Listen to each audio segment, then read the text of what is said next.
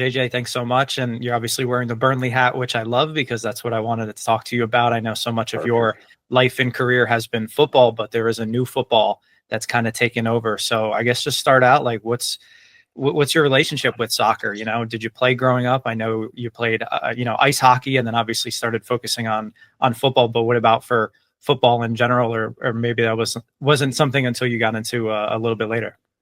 I see the Man United blanket behind you, so I appreciate it. No, I played a little bit of soccer growing up, like third grade, fourth grade, the little stuff, and I had a lot of fun with it. But I grew pretty quickly, so I was a little big and I was a little physical for the field. So I switched to football, and I got into the Premier League in about 2010, 2011. I just started watching it because it was on Saturday mornings, Sunday mornings, and NBC did a great job with their coverage. So I started to really get into it, to learn about it. I knew nothing. I knew absolutely nothing about it.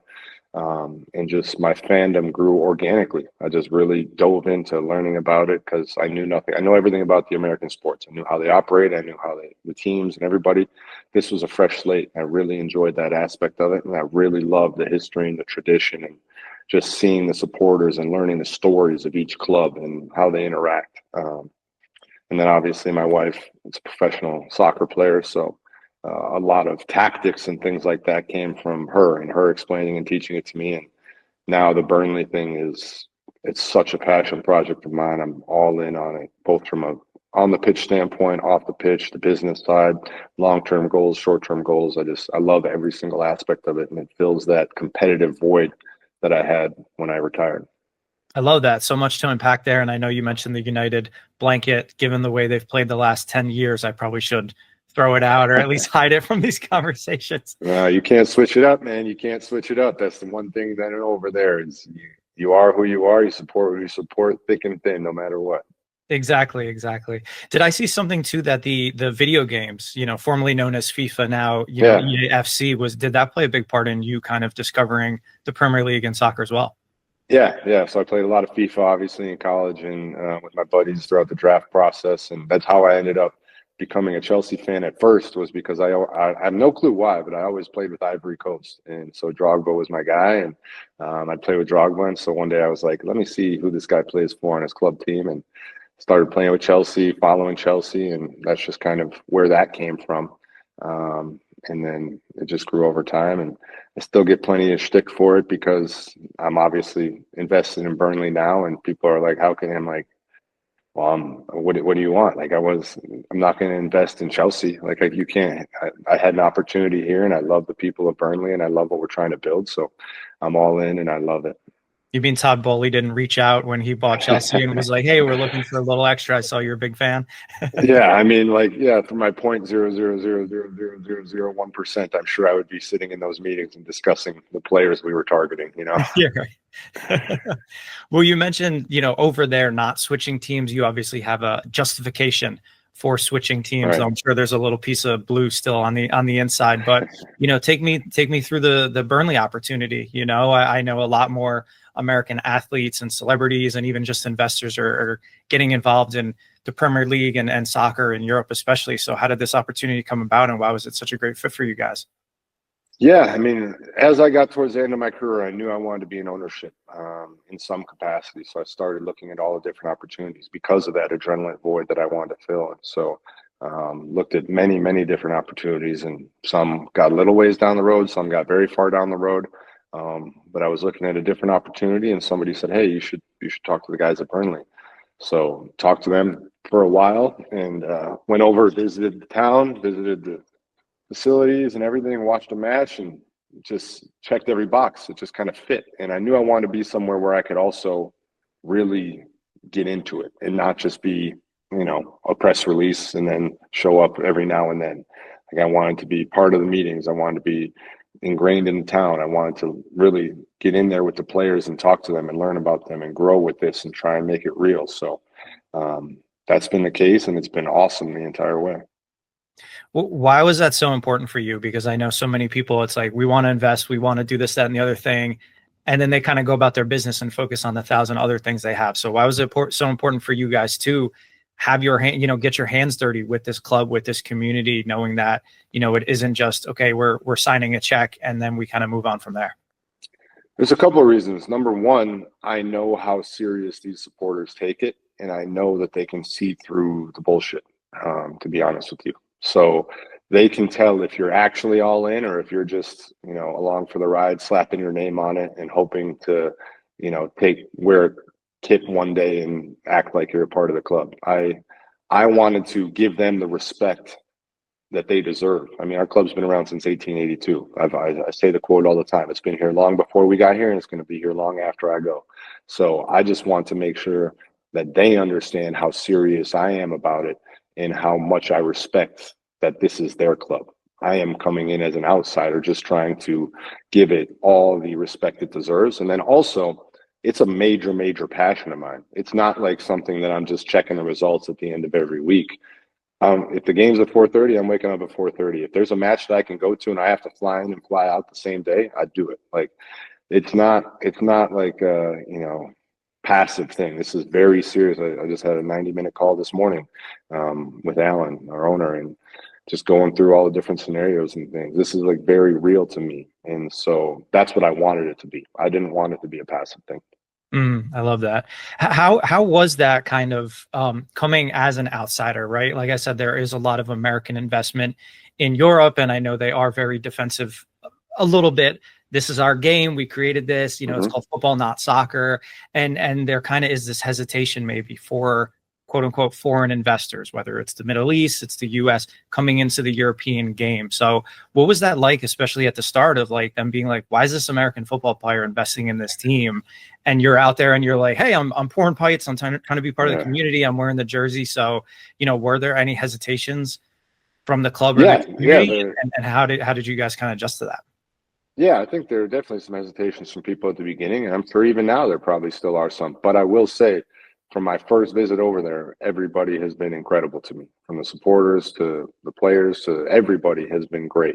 And so now my thing is just consistency, just trying to show them consistently that I'm showing up, that I'm there, that it's not just a photo op in the Royal Dyche on my first ever visit over. Like every single time I go, I stop in the same pubs. I walk into the stadium with the fans, walk down the same street, and I go up into the seats. Like, it's just about consistency, because there's no way that you can prove to them with words or with one visit. It's over time. You just have to continue to try and earn their trust and show that we're all in this together. I may not have had my season tickets since my grandfather's grandfather passed them down, but the wins and losses hit me just the same. Yeah, I love that. I know there's been some interactions with Ryan and Rob over there at Wrexham, and a lot of people see that kind of Hollywood, imprint that they've had with Welcome to Wrexham and just all the stuff that they're building there.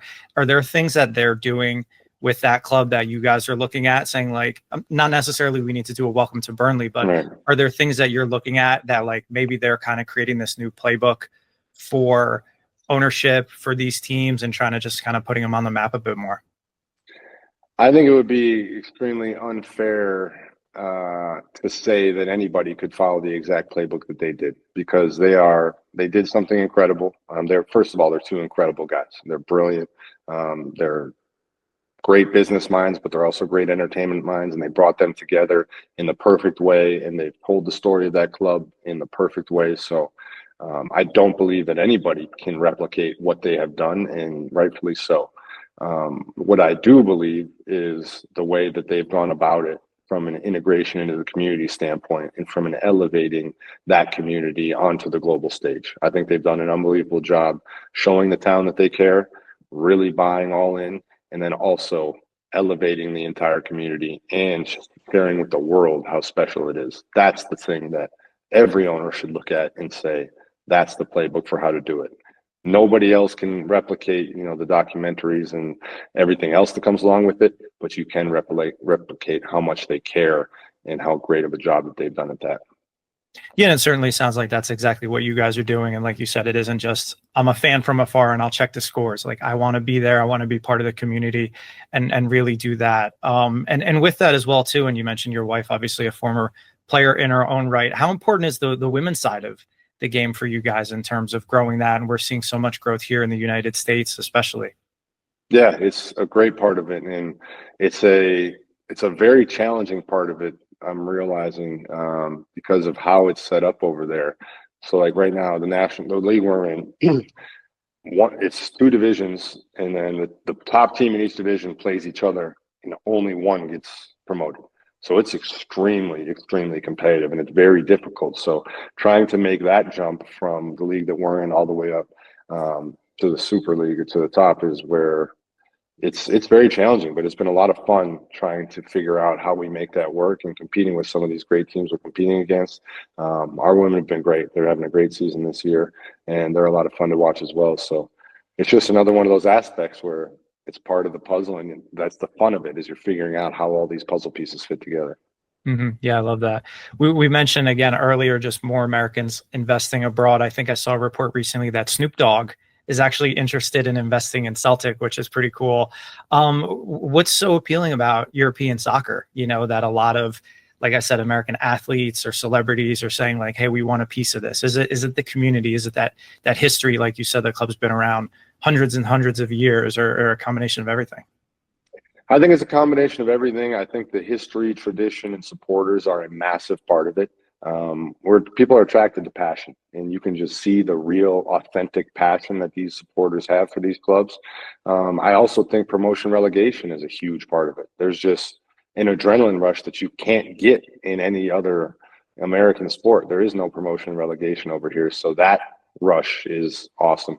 And then I do think there's a little bit of that unknown to it where we don't know as much about it, so it's exciting. It's new. It's not new, but it's new in some capacities for people, and it's a blast. And I think the passion is probably the biggest part.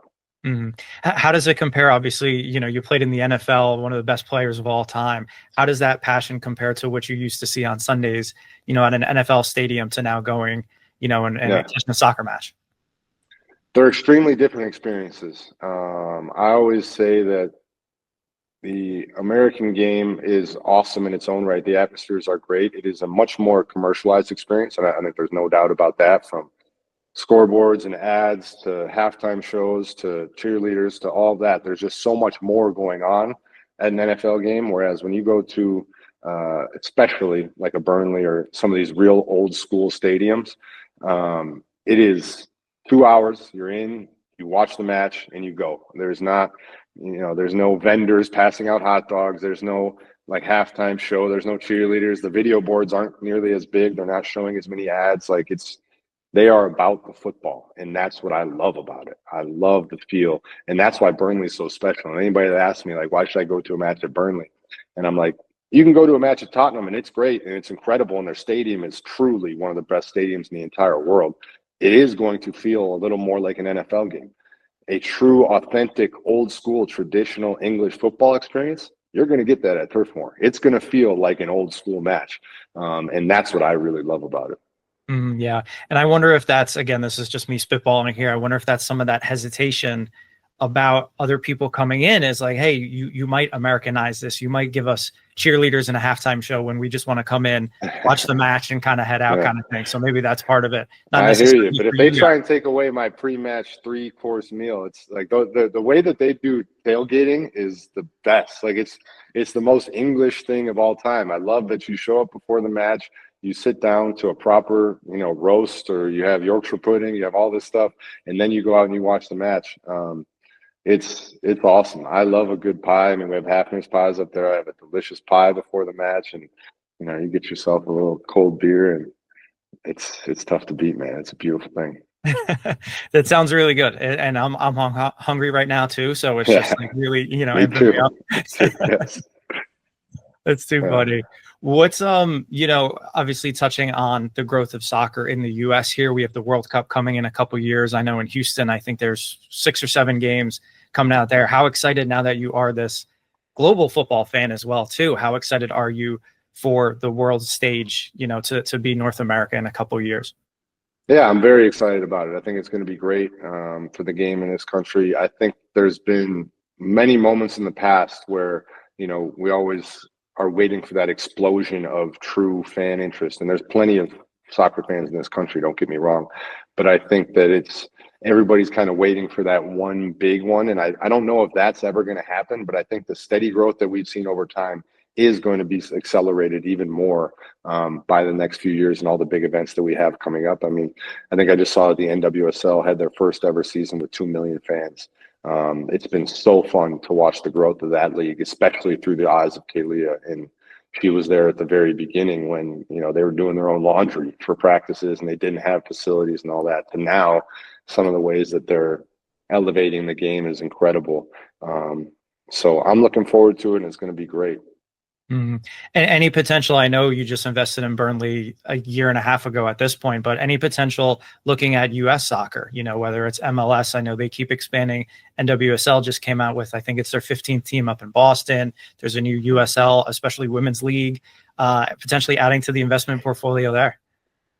We're always looking. I mean, we're always looking at it. We looked at it before Burnley. We're continuing to look at it now. I think it's all about opportunity. I think I'm never going to do something just to do it.